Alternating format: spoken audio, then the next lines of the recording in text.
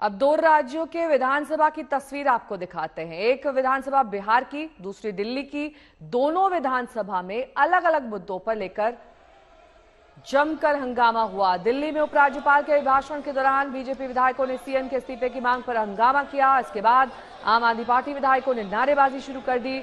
उधर बिहार विधानसभा में कार्रवाई शुरू होते ही सदन में हंगामा हुआ।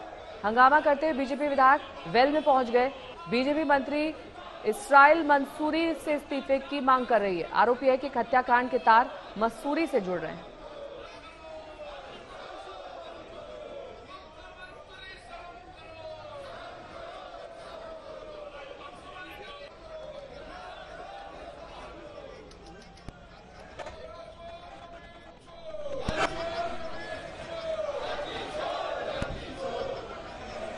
वहीं दिल्ली के उपराज्यपाल वीके सक्सेना ने मुख्यमंत्री केजरीवाल के साथ रिश्तों में खटास पर बेहद दिलचस्प बयान दिया। जब उनसे पूछा गया तो क्या बार बार बयानबाजी से आपके और मुख्यमंत्री के रिश्तों में खटास आई है, तो उन्होंने शायराना अंदाज में कहा। क्या कुछ कहा, ये सुनिए।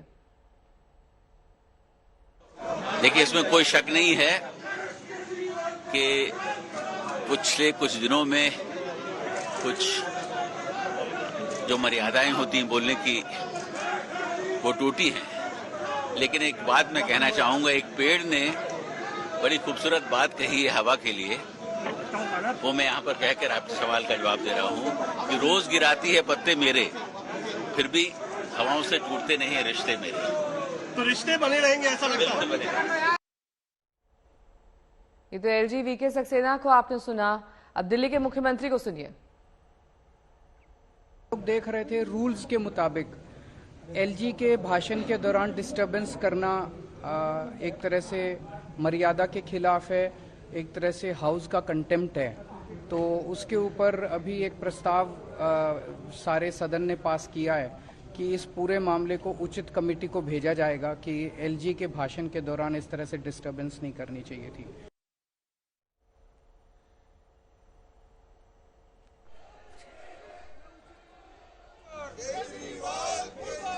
केजरीवाल के खिलाफ पोस्टर दिल्ली विधानसभा में, जिसमें इस्तीफे की मांग सीएम से की जा रही है।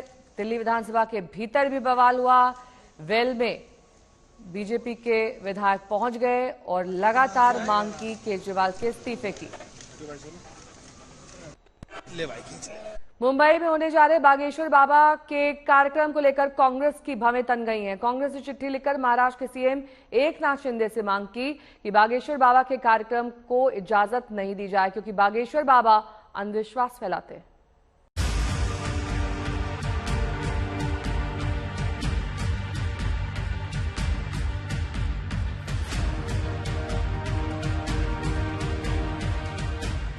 मुंबई वासियों के लिए पुनः बड़ी खुशखबरी है।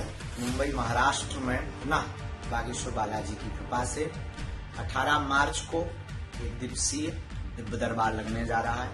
19 मार्च को आशीर्वचन एवं सिद्ध अभिमंत्रित भभूति का वितरण होने जा रहा है। बागेश्वर बाबा का दरबार मुंबई से सटे मीरा रोड पर 18 और 19 मार्च को लगने जा रहा है, पर कांग्रेस को इस पर सख्त आपत्ति है।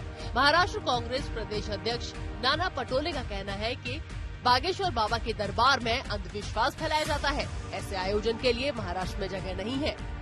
ये कार्यक्रम रुकवाना चाहिए और ऐसे महाराजों को महाराष्ट्र में बुलाकर महाराष्ट्र के संतों का और महापुरुषों का अवमान करने का काम जो हो रहा है उसको सरकार के माध्यम से रोका जाए, ऐसा खत हम लिखेंगे। देखो, एट्रोसिटी का कानून भी है, उसके भाई के ऊपर केस लगी हुई है।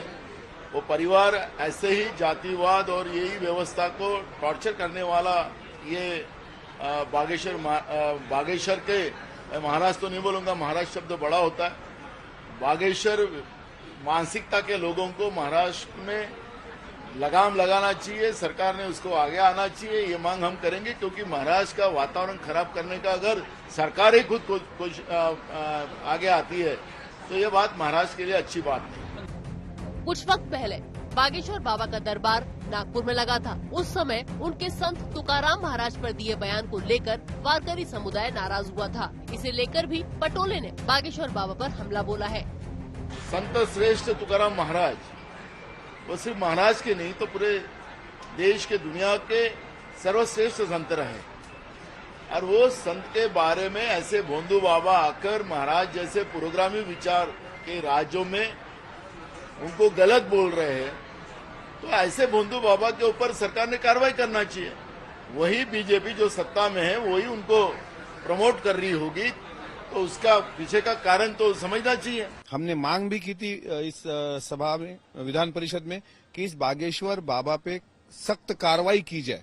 ऐसा विवादों में घिरा हुआ बाबा जो अंधश्रद्धा को चालना देता है, जो अंधश्रद्धा को बढ़ावा देता है, इस महाराष्ट्र में अंधश्रद्धा के खिलाफ कानून होने के बावजूद अगर ऐसे लोगों को परमिशन मिलती होगी तो हम उसका विरोध करते हैं। हम नहीं चाहते कि महाराष्ट्र में किसी प्रकार संतों का अपमान करने वाले ऐसे महामूर्ख और वो खुद को सत्संगी कहने वाले ऐसे कुसंगी को कोई प्रवचन करने का, उसकी औकात नहीं है प्रवचन करने की।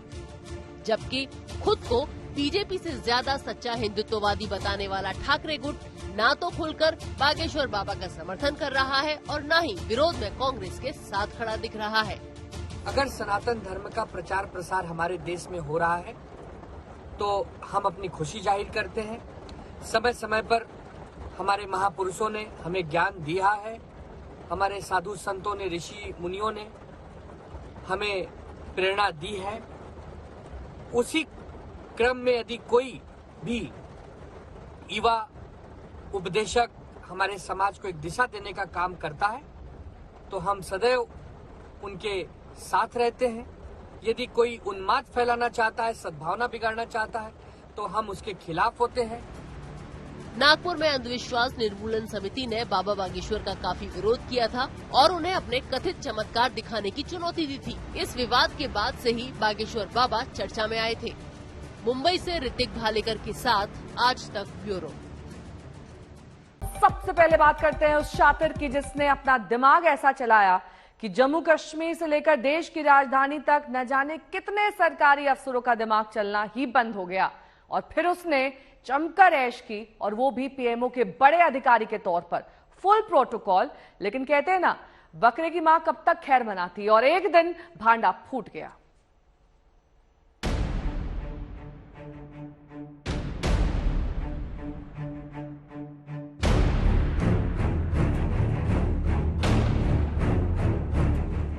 आपकी टीवी स्क्रीन पर एक शख्स नजर आ रहा है।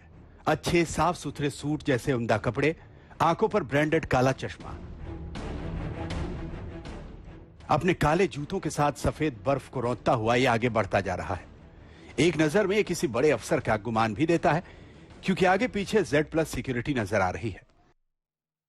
सवाल यही है कि आखिर ये है कौन जो पिछले 2 दिनों से सोशल मीडिया पर वायरल हो रहा है। नए जमाने का एकदम नया नटवरलाल, पीएमओ का अफसर बनकर उठाए प्रोटोकॉल के मजे।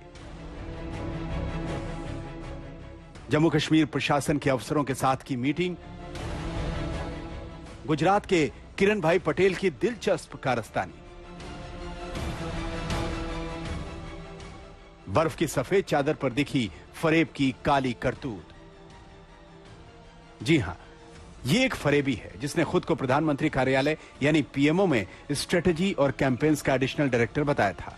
माइक्रो ब्लॉगिंग मंच ट्विटर पर उसका वेरीफाइड अकाउंट भी था। हजारों फॉलोअर्स में बीजेपी गुजरात के महासचिव प्रदीप सिंह बघेल भी हैं।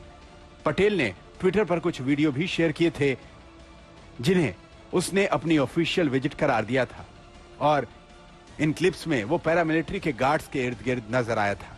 यानी आदमी नकली, बाकी सब असली है। अपने आप को डॉक्टर किरण पटेल के नाम से सोशल मीडिया पर मौजूद एक व्यक्ति ने श्रीनगर पहुंचकर जम्मू कश्मीर में अलग अलग जगहों पर पुलिसकर्मियों और सीआरपीएफ जवानों को ये दोष दिखाई कि वो प्रधानमंत्री यानी पीएमओ ऑफिस से वाबस्ता है, वहां पर डायरेक्टर है और कश्मीर घूमने आया है। जाहिर है कि छोटे अधिकारियों को जो पुलिस और सुरक्षा बलों के थे उनको काफ़ी डर लगा कि गुजरात से आया व्यक्ति है और ये प्रधानमंत्री कार्यालय से अपने आप को जुड़ा हुआ बता रहा है, तो वो उसकी आओ भक्ति में लग गए। तो बात तो समझ में आई गई होगी। चलिए आपको पहले इन जनाब के कारनामों से वाकिफ कराते हैं, फिर तारुफ भी करवा देंगे। इस शख्स ने जम्मू कश्मीर पहुंचकर खुद को नई दिल्ली में प्रधानमंत्री ऑफिस में अतिरिक्त निदेशक यानी रणनीति और अभियान का अफसर बताकर वहां रुका। जाहिर है मामला पीएमओ से जुड़ा हुआ था, लिहाजा जम्मू कश्मीर प्रशासन के तमाम आला अफसर उसकी जी हुजूरी में लग गए और पूरे 10 दिन तक उसकी आओ भगत करते रहे। इसने भी 10 दिन तक उन तमाम सुखों को जमकर लूटा जो एक पीएमओ के अफसर को मिलती है।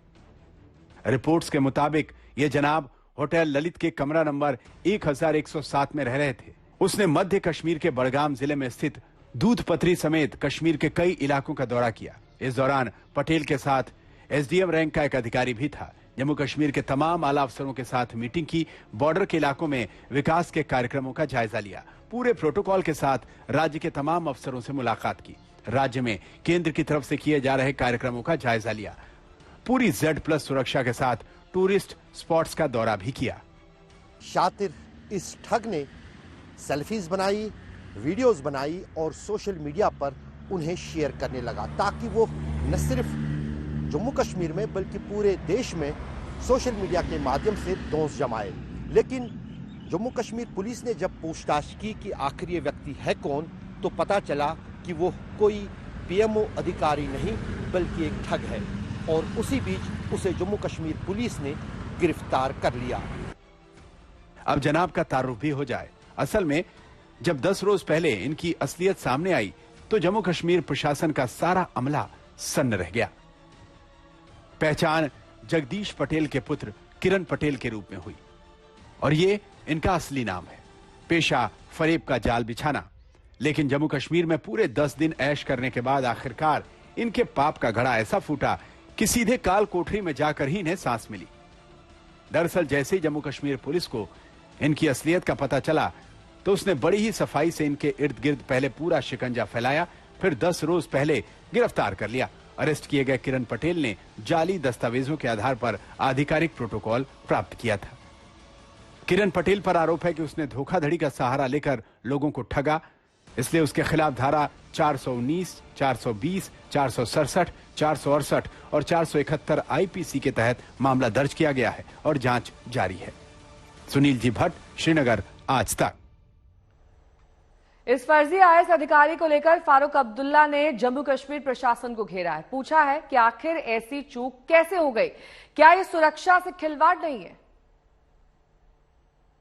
हमारे साथ इस समय जुड़ चुके हैं जम्मू कश्मीर के पूर्व मुख्यमंत्री डॉक्टर फारूक अब्दुल्ला। डॉक्टर अब्दुल्ला, सबसे पहले आज तक से बातचीत करने के लिए बहुत बहुत धन्यवाद। डॉक्टर अब्दुल्ला, एक बड़ा ही अजीबोगरीब मामला सामने आया है। दरअसल एक धोखेबाज है जिसका नाम किरण पटेल है, वो कश्मीर घाटी जाता है और वहां पर मतलब जो प्रशासन है उनको वो कहता है कि वो प्रधानमंत्री कार्यालय में एक बहुत बड़ा अधिकारी है, तो उसको सिक्योरिटी दी जाती है, सुरक्षा दी जाती है और वो कश्मीर में जगह जगह घूमता है, गुलमर्ग जाता है, घंटाघर जो लाल चौक पर है वहां जाता है, नियंत्रण रेखा पर भी जाता है और पूरे उसको फैसिलिटीज मिल जाती है। अब इसका संज्ञान पुलिस ने भी लिया है और इसको गिरफ्तार किया गया है। क्या कहेंगे आप? मैं तो पहले ये समझता हूँ बहुत अफसोस की बात है कि जब इसने कहा था कि ये प्रधानमंत्री के कार्यालय का है, पहले गवर्नमेंट को ये स्पष्ट कर देना चाहिए था, मालूम करना चाहिए था कि सचमुच ये है या नहीं है। प्रधानमंत्री का दफ्तर में तो इतने लोग काम करते हैं, वो किसी से पूछ सकते हैं, वहां पे नेशनल सिक्योरिटी एडवाइजर से पूछ सकते थे ये आदमी ऐसा है, मगर पूछने के बगैर उसने कह दिया। दिखाता है कितने लैक्सिसिटी है, कितना यानी हमारा जो प्रशासन वहां काम कर रहा है वो बिल्कुल अपने काम नहीं अच्छा कर रहा है। बल्कि तब मालूम हुआ जबकि सारे ऐश करके ये निकलने वाला था, पता लगा ये एक झूठा मकार आदमी है और इसने कई दफा ये किया होगा। मैंने सब इसने सारे हिंदुस्तान में ऐसा किया होगा। लेकिन फारूक साहब, जम्मू कश्मीर हम सबको पता है कि यहाँ पर आतंकवाद ग्रस्त ये जो क्षेत्र है और ये काफी सेंसिटिव संवेदनशील इलाका है और इसमें इस प्रकार से कोई व्यक्ति जो कि अपने आप को बहुत बड़ा अधिकारी बताता है और वो आना और उसको फिर सुरक्षा मुहैया करवाना, आपको नहीं लगता कि बहुत बड़ी चूक है? मैं समझता हूँ सुनील साहब, इसमें जिन लोगों ने ये काम किया है, इसको ये सब कुछ दिया है, उनको अथॉरिटी में खड़ा कर देना चाहिए। मतलब आप उन पे एक्शन किया जाना चाहिए कि ये कैसे हुआ। ये चुपचाप नहीं रहना चाहिए, इसमें फॉरेन इन्वेस्टिगेशन होनी चाहिए एट द हाईएस्ट लेवल और जो भी अधिकारी इसमें इन्वॉल्व है उन पे एक्शन लेना चाहिए। सुनील जी भट्ट मेरे सहयोगी इस वक्त तमाम जानकारी के साथ जुड़ गए हैं। सुनील, जो बात फारूक अब्दुल्ला यहाँ पर कह रहे हैं वो दरअसल पूरा देश जानना चाहता है कि आखिरकार इतना बड़ा फर्जीवाड़ा करने में ये आईएएस अधिकारी जो फर्जी है वो कामयाब कैसे हुआ, ये कब पकड़ा गया और जल्द क्यों नहीं पकड़ा गया। इतना संवेदनशील इलाका, वहां तो एक एक बारीकी की जांच होती है। बिल्कुल नेहा, आपने सही कहा। ये जो पूरा प्रकरण हुआ है इसके कारण जम्मू कश्मीर प्रशासन में जो है हड़कंप मचा हुआ है, इसीलिए अब इस पर कार्रवाई भी होना शुरू हो चुकी है। सबसे पहले इस धोखेबाज को, इस कॉन मैन को यानी कि इस नटवर लाल को गिरफ्तार कर लिया गया है और जो आईपीसी की कई धाराएं उसके अंतर्गत इस पर मामला भी दर्ज हो चुका है। और साथ ही में इस समय जम्मू कश्मीर प्रशासन अब उन अधिकारियों से भी पूछताछ कर रहा है जिन अधिकारियों ने इसको सुविधाएं मुहैया करवाई, प्रोटोकॉल मुहैया करवाया। और चूंकि ये काफी जो है गंभीर विषय है, क्योंकि प्रधानमंत्री कार्यालय में एक अधिकारी के रूप में वो अपने आप को बता रहा था, तो काफी गंभीर विषय, क्योंकि प्रधानमंत्री कार्यालय का नाम भी इसमें आया है। तो इसका संज्ञान अब जम्मू कश्मीर प्रशासन ले रही है, लेकिन देर काफी हो चुकी है। लेकिन देर से ही सही अब कार्रवाई तो हो रही है, लेकिन इसको लेकर जम्मू कश्मीर प्रशासन की निंदा भी हो रही है, आलोचना भी हो रही है कि आतंकवाद ग्रस्त ये पूरा इलाका है, इतना संवेदनशील इलाका है, कैसे ये बड़ा फर्जीवाड़ा काफी देर बाद सामने आया और अब प्रशासन हरकत में आया है। पूरे मामले की जांच की जा रही है।